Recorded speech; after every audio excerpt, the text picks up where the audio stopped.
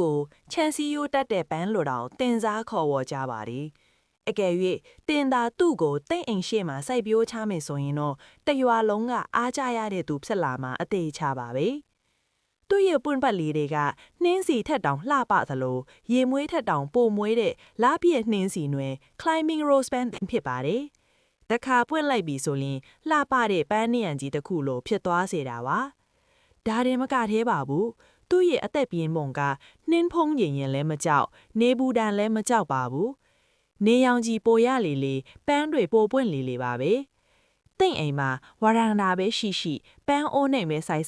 ဒါမှမဟုတ်ခြံဝင်းထဲမှာပဲဖြစ်အလွယ်တကူစိုက်ပျိုးနိုင်ပါတယ်အခုကစိုက်ပျိုးဖို့အကောင်းဆုံးရာသီဥတုဖြစ်လို့တိတ်အတွက်လည်းစိုက်ကြည့်ဖို့အကြံပြုပါစေရဲ့